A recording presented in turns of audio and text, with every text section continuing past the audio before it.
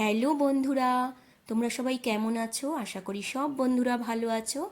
আজকে চলে আসলাম রান্না করতে পার্শে মাছের ঝাল। তার জন্য দেখো মাছগুলো ভালো করে পরিষ্কার করে ধুয়ে নিয়ে নুন হলুদ মাখিয়ে রেডি করে রেখেছি। এবার কড়াইয়ের তেল গরম করে মাছগুলো একে একে ভেজে নিতে হবে। দেখো প্রচণ্ড তেল ছিটছে, তার জন্য একটু ঢাকা দিয়ে দিয়েই মাছগুলো ভেজে নিলাম।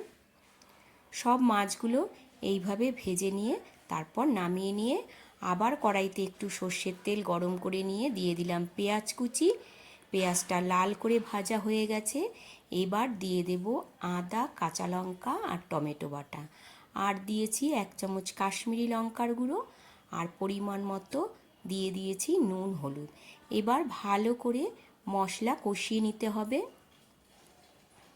দেখো মশলাটা বেশ কিছুক্ষণ ধরে কষিয়ে নেব।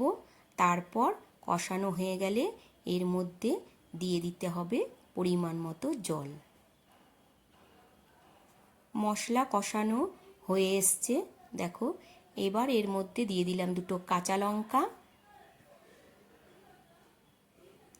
এবার দিয়ে দেব একটু জল, বেশি একটা জল দেব না, মাছটা একটু মাখা মাখাই রাখবো, তার জন্য অল্প একটু জল দিয়ে দিচ্ছি।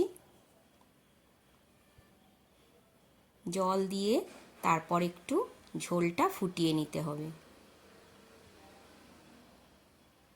ঝোলটা একটু ফুটে গেলে তারপর এর মধ্যে দিয়ে দিতে হবে মাছগুলো দিয়ে আবার একটু ঝোলটা ফুটিয়ে নেব।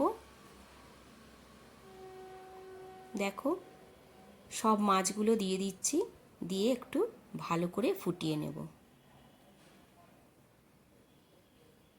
ঝোলটা একদম ফুটে গেছে।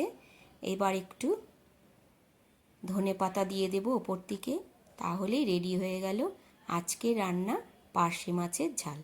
আজকের রান্নাটা তোমাদের কেমন লাগলো বন্ধুরা অবশ্যই জানিও, আর ভালো লাগলে একটা লাইক কমেন্ট করে দিও। আবারও তোমাদের সাথে দেখা হবে অন্য একটা রান্নার ভিডিও নিয়ে। টাটা বন্ধুরা।